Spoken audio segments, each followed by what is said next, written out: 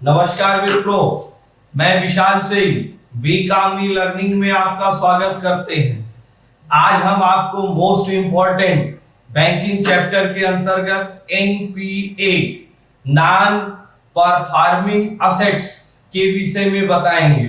यह ध्यान देने योग्य बात है कि एक पेंशन संबंधी एनपीए आता है, वो अलग है, वो नेक्स्ट कभी वीडियो में आपको बता दी जाएगी। एक पिछला मैंने अपने वीडियो में आप मेरे डिस्क्रिप्शन लिंक में जाकर मोस्ट इंपॉर्टेंट केवाईसी का मैंने डिटेल्स दिया है, जिसके विषय में आप जानकारी प्राप्त कर सकते हैं। एनपीए का मूल आधार क्या है? यदि आप बैंक से कोई भी लोन लेते हैं, यदि लोन का अमाउंट या इंटरेस्ट का अमाउंट तय सीमा 90 डे तक यदि बैंक को कोई भी अगर आपसे कोई सूचना प्राप्त नहीं होती है, तो आपके अकाउंट्स को, आपको नहीं, आपके अकाउंट्स को वो एनपीए घोषित कर देती है। 90 दिन तक मेन उसका वर्क है कि आपसे अपने बैंक की सिक्योरिटी को रखती है कि रिस्क मैनेजमेंट कम से कम खर्च हो और बैंक आसानी से समय से पैसा अपने पास प्राप्त कर ले। बैंक में इसमें कुछ नियम है। पहला है काजेज ऑफ एनपीए, एनपीए बढ़ने के कारण क्या है। सेकंड है क्लासिफिकेशन ऑफ एनपीए, एनपीए के वर्गीकरण क्या है। नेक्स्ट आपको एनपीए के मैनेजमेंट सिस्टम, एनपीए मैनेजमेंट और रिफॉर्म ऑफ एनपीए, एनपीए को कैसे हम सुधार सकते हैं। इन सभी विषयों में आप चारों विषय में जानकारी दी जाएगी। सबसे फर्स्ट हम आपको प्रस्तुत करते हैं एनपीए को। मैंने 4 किस्म से आपको बताई। फर्स्ट आपको बताया काजेज ऑफ एनपीए, एनपीए की वृद्धि के कारण क्या है। Next NPA classification.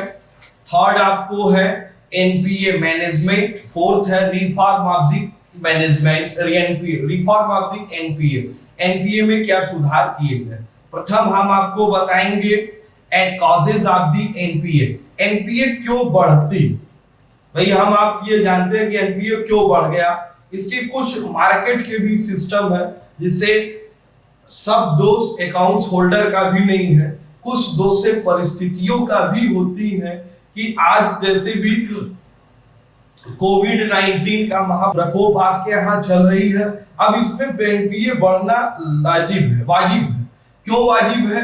कि फैक्ट्री चल नहीं रही है, बिजनेस चल नहीं रहा है, हमारे लोन अकाउंट, सेविंग अकाउंट में हम पेमेंट नहीं कर देंगे, तो इसमें आरबीआई ने इंस्ट्रक्शन देके आपको 3 महीने तक का फैसिलिटीज दी है कि आपका एनपीए नहीं होगा, आप घबराइए नहीं, आपको इसकी सुविधा प्रदान की जाएगी। लेकिन इसके कुछ कारण आप देखिए।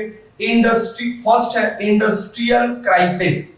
इंडस्ट्रियल क्राइसिस के अंतर्गत आप देखिए औद्योगिक, जब आपका कंपटीशन अधिक होता है, मार्केट में आपकी डिमांड कम हो जाती है, आपकी सप्लाई अधिक हो जाती है, नई कंपनियां आ जाती है, प्राइस आपको कम करने पड़ते हैं, लॉस होती है, बिजनेस का कंडीशन अच्छा नहीं रहता, तो ये इंडस्ट्रियल क्राइसिस से हम भुगतान करने में असक्षम होते हैं। सेकंड है credit distribution of management, mismanagement, जो क्रेडिट का डिस्ट्रीब्यूशन दिया है वो मिसमैनेजमेंट मींस कि जो प्रबंधन के द्वारा आपको दिया गया है वो सही सूचना के आधार पे नहीं है, अधिकारियों द्वारा प्रभाव में आपको आकर के दे दिया गया है, इससे एनपीए में वृद्धि होती है। नेक्स्ट है speculation, high risk, investing in high assets of the high cost की रिक्वेस्टिंग करती है।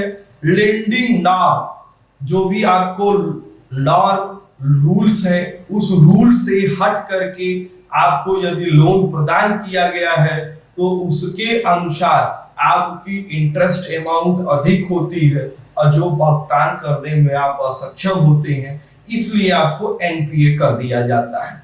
ये आपका फर्स्ट मैंने बताया काजेज ऑफ एनपीए।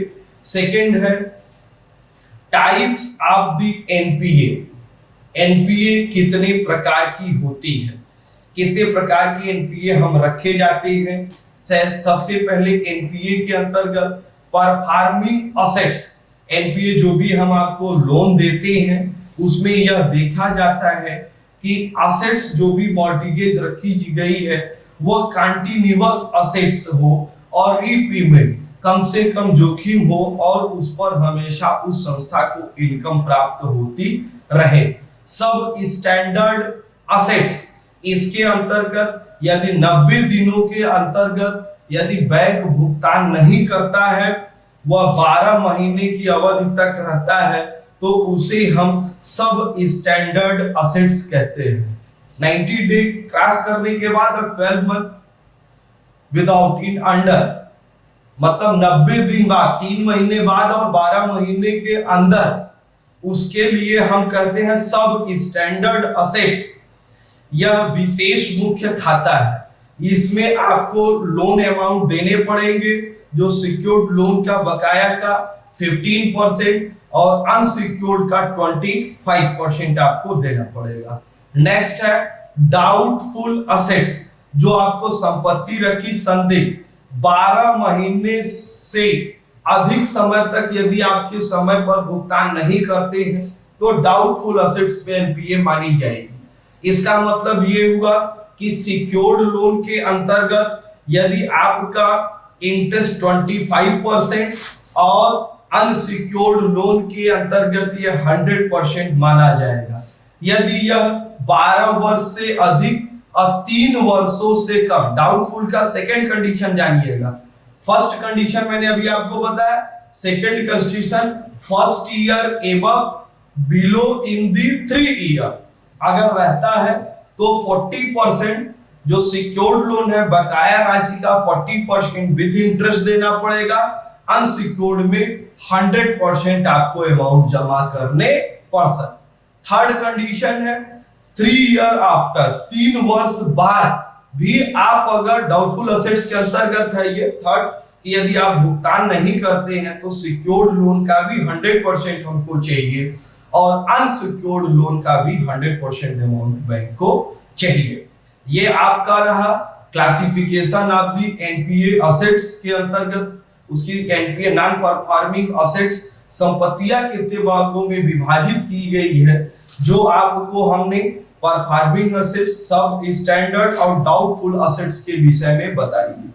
नेक्स्ट हम आपको बताते हैं एनपीए मैनेजमेंट, एनपीए में प्रबंधन, non performing assets of in management के अंतर्गत सबसे पहले बैंक यह ध्यान देती है कि हमारी जो जोखिम है, रिस्क है, वो कम से कम, तो पहले वो रिस्क की पहचान करना, उस पर रिस्क के लिए पॉलिसी बनाना, कार्रवाई करना और एनपीए को कम से कम करें। आप रिस्क मैनेजमेंट के विषय में आप मेरे नेक्स्ट वीडियो पर दिया जाएगा, जिस पर आप देख सकते हैं कि रिस्क मैनेजमेंट का क्या सिस्टम है। एनपीए को भारत में reform of the NPA, reform of the NPA, NPA की सुधार के विषय में क्या कार्रवाई की। एनपीए 1990 के पहले यह सख्त नहीं थी, क्योंकि भारत में नरसिंहम समिति द्वारा प्रथम सुधार समिति 1990 में ही प्रस्तुत की गई। सेकेंड आपको 1998 में प्रस्तुत किया गया, जिसमें भारत में बैंकिंग सेक्टर के सुधार, नवीन सुधार, नरसिंहम समिति की 91-98 की सुधार। मेरे डिस्क्रिप्शन बॉक्स में जाकर के आप लिंक में दोनों वीडियो को आप वहां देख सकते हैं। ये आधारभूत परिवर्तन हुए। आज आप जिस बैंक की कंडीशन पे खड़े हैं वो नरसिंहम जी की ही कमेटी का फर्स्ट योगदान माना जाएगा कि जिन्होंने डिटेल्स दिया, वहां पर आपको उसके स्पष्ट पूरे वीडियो दिए गए हैं। नेक्स्ट, ये 95 में एनपीए बनाया गया जो 90 डे के लिए था। सेकेंड, इसमें बैंकिंग कर्मियों, बैंक कर्मचारियों को विशेष सुविधा दी गई, उन्हें स्वास्थ्य संबंधी योजना, कार्य की सुरक्षा योजना और सिक्योरिटी दी गई कि जिससे वो खुल करके बैंक को काम कर सके और एनपीए कम से कम किया जा सके। दोस्तों, मैंने आज आपको एनपीए के विषय में बताया। ये बैंकिंग सेक्टर का सबसे मोस्ट इम्पोर्टेंट चैप्टर है। इस चैनल चलाने का मेरा मूल उद्देश्य है जो बच्चे रूरल सेक्टर में हो, कोचिंग क्लासेस या पैसे के अभाव में किसी भी आज के बढ़ते दौर पे क्लास नहीं कर सकते हो, तो आप मेरे इस एजुकेशन चैनल के माध्यम से कॉमर्स, इकोनॉमिक्स और अकाउंट्स के सॉफ्टवेयर, टैली वगैरह आईएसडी सॉफ्टवेयर के विषय में आप यहाँ पर जानकारी प्रस्तुत कर सकते हैं। आपसे विनम्र अनुरोध है कि यदि आपको मेरे ये चैनल अच्छे लगते हो तो इसको मैक्सिमम आप like, subscribe and share. Thank you.